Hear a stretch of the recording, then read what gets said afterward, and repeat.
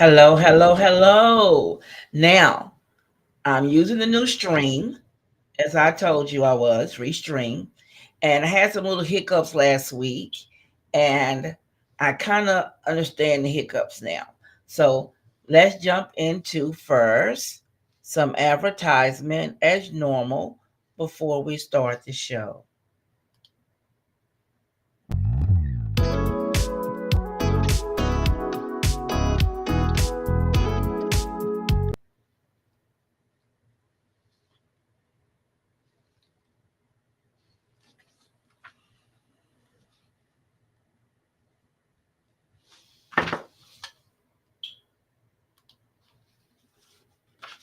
Tonight's sponsor is $5 Jewelry Paradise, where your independent consultant is Terry Donald.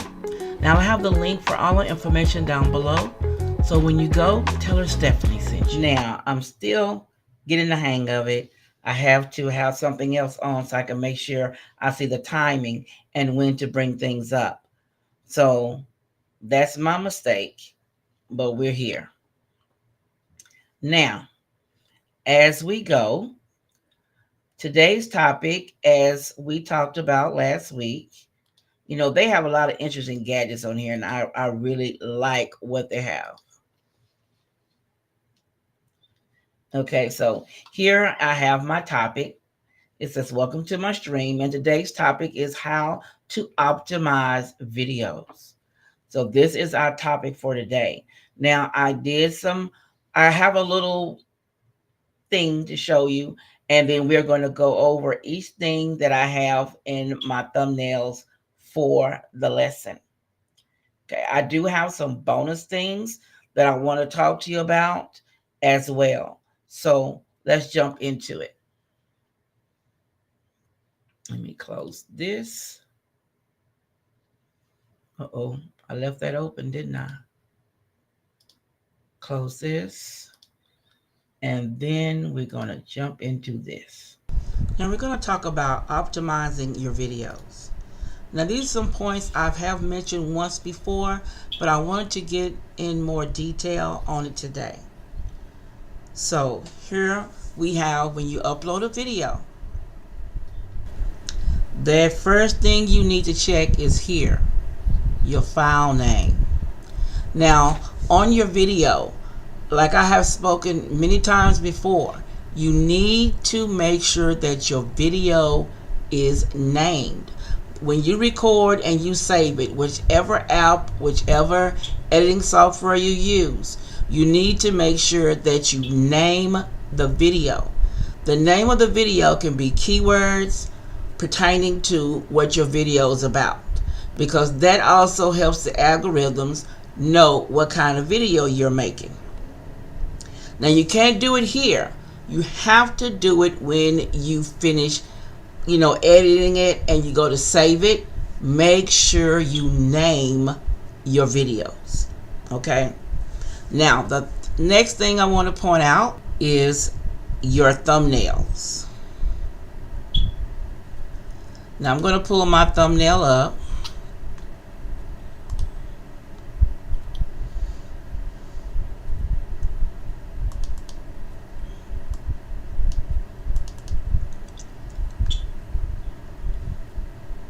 Now, your thumbnail itself needs a name as well. Let me see if I can show that. I can't show it. But your thumbnail needs to have a name as well when you download your thumbnail, because they use that as well. The algorithms go by what you title your thumbnail to tell what the video is about, to put it out there. Okay, the next section we're going to talk about is your title. Okay, now the title is very important. You need to make sure your title is like how I say it, like when you get your nails done and you want that color to be vibrant and you want it to catch attention. That's what your title does. Your title catches the people's attention to look at your video along with your thumbnail. A key thing is don't put the same title on your thumbnail as you put as the title of the video. You know, on the front of your thumbnail, you put, like I have here, SEO secret. That's on my thumbnail. But I don't want that to be the title of the video. They need to be different. You may use a word or two that's in the thumbnail as in the title, but they definitely need to be different. The next thing, we're going to go down here and talk about your description box. Okay, in your description box, 2 or 3 sentences for your description of your video. In this section, you need to break down a easy description of your video. Not telling that, you know, everything you did in the video, but give them, you know, little tidbits or hints of what your video's about. You know, give them crumbs first, so they'll be interested to go in and look and eat the whole video. Got it? Okay, the next section we want to talk about is playlists. You need to make sure that your videos are in playlists. This is very important, because when people go on your channel and they want to see, they see that video, okay, if you have it in a playlist, they'll be able to look at all the other videos in that playlist pertaining to that subject. So it's very easy to set up a playlist, and if you're interested in me showing you how to set up a playlist and how to place it on your main page of your channel, let me know down below, and that'll be something that I can do in the next video. Now here with me, this video will be going into my sneak peeks.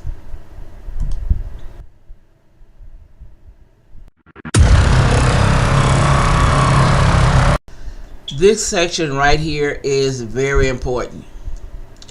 Now if you put on here, if you check, yes, my video is made for kids, that's all who's going to see that video. This video will be shown to nothing but kids if you do it that way. Do not select that unless your videos are really made for children. Now, I want my videos to go out to adults, so I put not made, that no, it's not made for kids, okay? So that's one thing we need to remember here. We don't want to select the kids button. We want to select no, it's not made for kids, because you want your kids to not, kids don't care how you decorate or how you cook. They don't care about that. My grandbabies are into that slime stuff, so all their videos about slime. Okay, the next section we want to talk about is here. Okay, my next section is here. This section here. This section is called paid promotions. This is when you have a sponsor or a company that comes to you and they want you to make a video regarding their product. Then you check that box, and then over your video it will say paid promotion. Okay? Then here, the altered content. Do any of these follow you? Mainly what they want to know is if you have altered somebody's speaking or somebody's picture to go on your video. It's more of an AI thing. So if you're not doing that, then you need to do no. None of my video is altered by an AI. Okay? Now the next section here is automatic chapters. You know how people are seeing the chapters on the videos in the description box, where if somebody's talking about the content and you want to know the next step, you don't want to stay at that step, you can go down into the description box and find their automatic chapters, where it'll show you what this starts at this time, this starts at that time, this does at this time. That's what that section is for. Okay, so check that box so it'll do key moments for you. Okay, now right here, features place. It says help viewers explore key places in your video. So this is there so they can click on your video and go to key points. Like if you're baking something and they want to see how it turns out or whatever, they can click on the sections on there and it will take them to the next one. Now automatic concepts is helps viewers learn more about unfamiliar terms without leaving your video. concepts mentioned in your video may be automatically appear in the description. So like if you say something in the video about I don't know, about decorating or some terminology that they may not get, it'll be down. They can click on that and it can go in the description box and they can understand what you're talking about. Okay, this section here, these are automatically checked anyway, but double check and make sure that they're on. Is to allow embedding and publish to subscriptions feed and notify subscribers. That's automatically checked anyway, but you need to make sure that it is, okay? Now here on this section, this is automatically checked as well, and it's allow video and audio remixing. That's always automatically checked. Okay, next section here is category. Very important section, okay? Now what you need to do in this one is you need to click the down box. Let me get this. Okay, here you need to click on the box. If you're doing a how-to or a craft or whatever, or decorating, you should always check the how-to and style section. Even with you doing showing clothes, it needs to be how-to and style, because this will have to put it in the right category so the algorithms know where to place your video. So you need to make sure that's always checked. Make sure, go and look when you do your videos, make sure that the proper one is checked. When you upload your video, you're supposed to upload it to private first so that you can look at it. You want to make sure you didn't miss anything. Make sure nothing looks crazy. No black spots, you know, where you have a photo on the film, we didn't put anything there and it's all black. You don't want that. So if you play the video here and do your second check to make sure that nothing is wrong with your video. So like right here, I can play it here. This week on the Creatively Miss Me YouTube Tips and More show, join your host Stephanie of Creatively Miss Me. So right here is the point where you can look at your video and make sure that everything looks good to your eye. You can make it, you can click here in the box here on the end and make it where it'll be screen size so you can really look at it and make sure you didn't forget anything. And then what my next thing to do is I schedule my videos.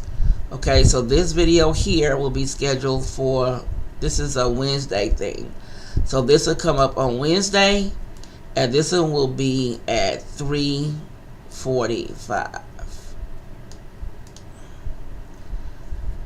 So I can set it as a premiere, or I can just let it come out like it is, which I normally do. I let it come out like this, but I said I was going to start setting them as a premiere. So then next, after schedule, you push schedule, and then here it's already done, close. That is how you can do that. And then also too, you can put a call to action in your comment section of your video. So let me go to the video in YouTube. That's the picture. Now in this video, this week on the Creatively Miss Me, I'm gonna go down to my comments here. Okay, I'm going to share with you now on how to pin a comment in your description, well, in your comments area, so people can see that it's more of a call to action. So here I'm just going to say, if you enjoyed,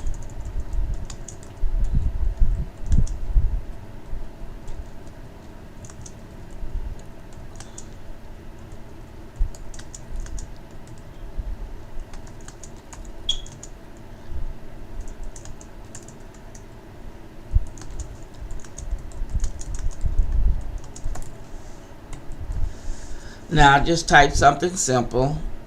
If you enjoyed tonight's topic, become a member, and we will become a member. We would love to have you. And then you hit the comment. You hit the 3 buttons on the side, and you click pin. Then it'll ask you if you want to pin that comment, and you click pin. And now your comment is pinned. So when anybody comes to that video, they'll see your message first about inviting them to become a member, and they will click the button as well. A lot of times people like to be reminded we have to remind them to click and become a member of our channel. Now, that's all I have for tonight's episode. Now, I'm going to log off, and if anyone have any questions, I will answer them to the best of my ability.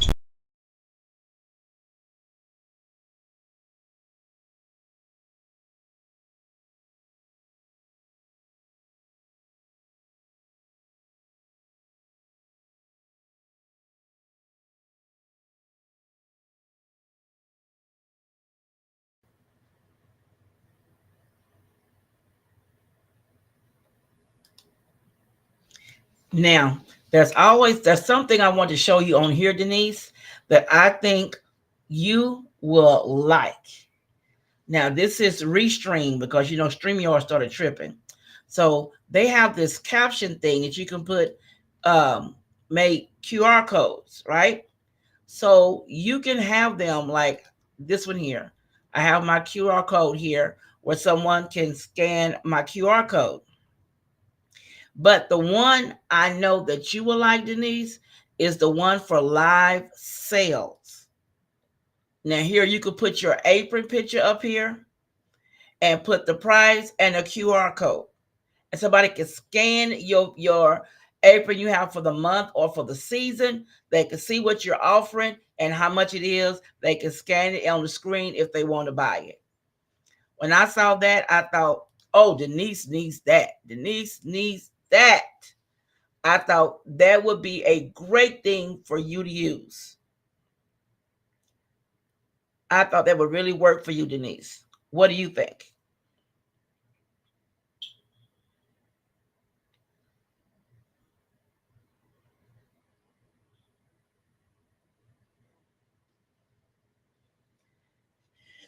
And another thing that I thought of to share with you guys is your end screen. Now, sometimes people have 2 or more boxes of different videos up there on your end screen. That can make people indecisive and they not know which one they want to choose, so they don't choose any.